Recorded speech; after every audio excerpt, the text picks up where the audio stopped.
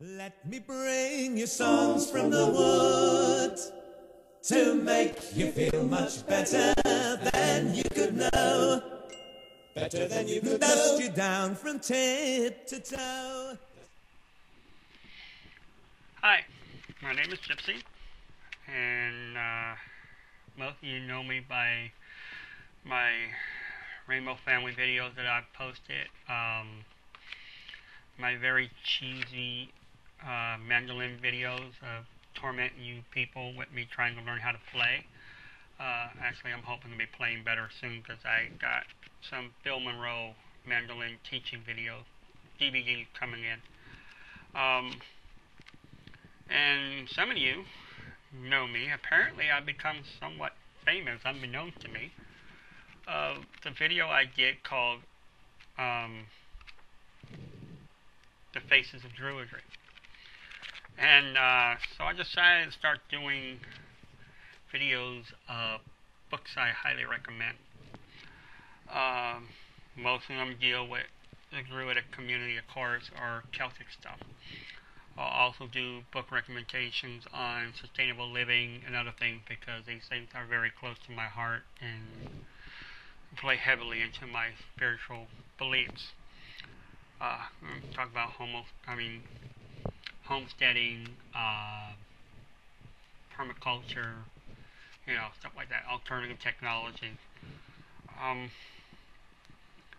What I'm going to start off with, as I mentioned, ADF. I'm a member of ADF. Been a member of ADF almost 4 years now. I have to look at my little card that I have in I think it's in my wallet. Tells me when I joined ADF. But long before I joined ADF, I've been a pagan for over 25 years. 24 to 25 years. Since I was just before I turned 17, when I got introduced to the pagan tradition. And a few years later, in Boulder, Colorado, I met a sister who followed a Welsh tradition of Druidry. She never put the word Druid on it. In fact, she never put any name on what she did, just that she followed a Welsh tradition.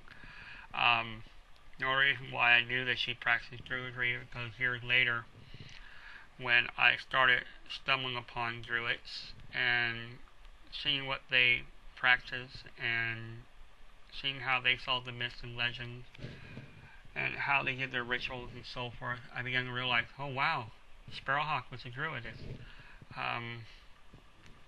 She is definitely a druidess. She didn't call quarters. She didn't do a lot of the stuff that Wiccans do.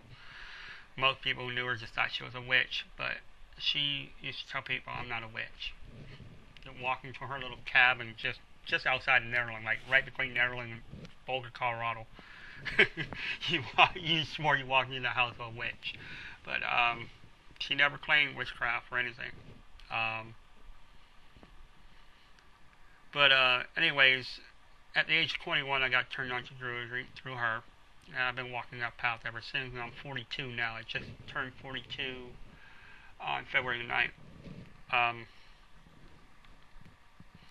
Anyways, a few years afterwards, probably about 2 or 3 years after Sparrowhawk passed away, I stumbled upon a writer in the bookstores called Isaac Bonawit. He wrote a book called Real Magic.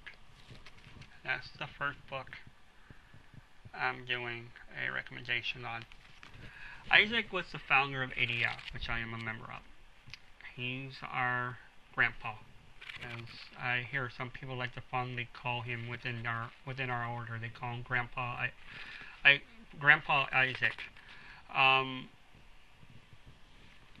Isaac became somewhat infamous back in, I believe, the late 60s, early 70s, when he was in college, or actually right after he got out of college. He had earned a degree at UC Berkeley in witchcraft.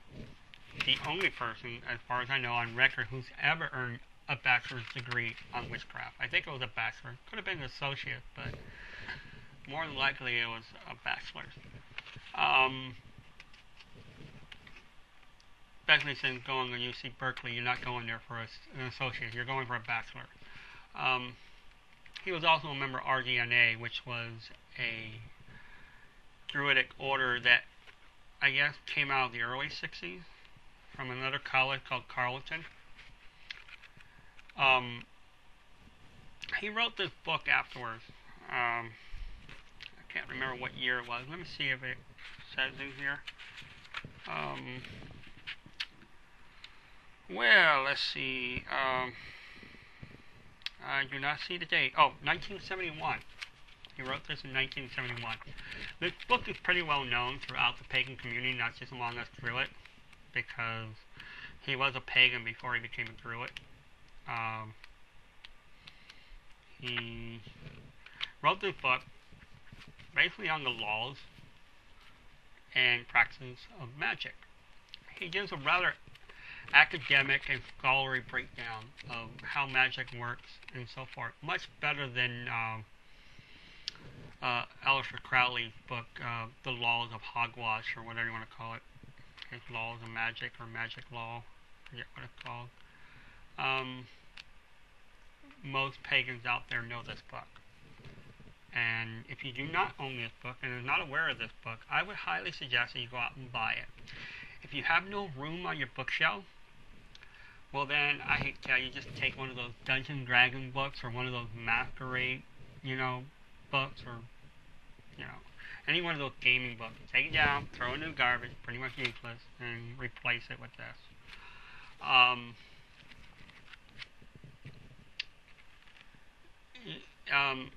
Interesting thing is that this book, I guess, led him to get much more deeply involved in the pagan community, because he became somewhat of a celebrity because of that. And I'd like to point out that Isaac was pretty much one of the movers back in the 60s and 70s within the pagan community.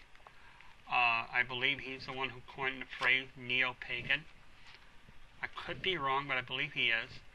I kind of get some of these history things mixed up between him and Oberon Zell from CAW. He also coined a few phrases. I believe his wife coined the phrase polyamory. But he was a mover within the pagan community, along with, all the well-known people of the movement that you're probably well aware of: Z Budapest, Starhawk, Oberon and Morning Glory Zell, Raymond Buckland, and there were many others, Zion Paxson, Selena Fox, who, even though I'm not Wiccan, have great respect for. And there were many other movers that I'm probably not thinking of, but those were some of the ones that pretty much people know who they are when you mention their names today. And Isaac was right in there. He was right in that mix with those old folks. And interesting thing is that this book led him deeper into Druidry and the founding of ADF, which I will tell you about in my next video. But I highly recommend this book. I mean, highly, highly recommend it, no matter what tradition you follow. Very good, and I'm definitely not doing it justice, because I'm obviously not good at this. I'm pretty tired. It's like, just now 5 o'clock in the morning. I've been up all night because I couldn't sleep because I'm not feeling well. But anyways, yeah, go out and get this book. It should be on your bookshelf if it isn't. And as you can see, I have a big bookshelf. I collect books, and this is one of my favorite books on it. Alright, so talk to you in the next video. Bye.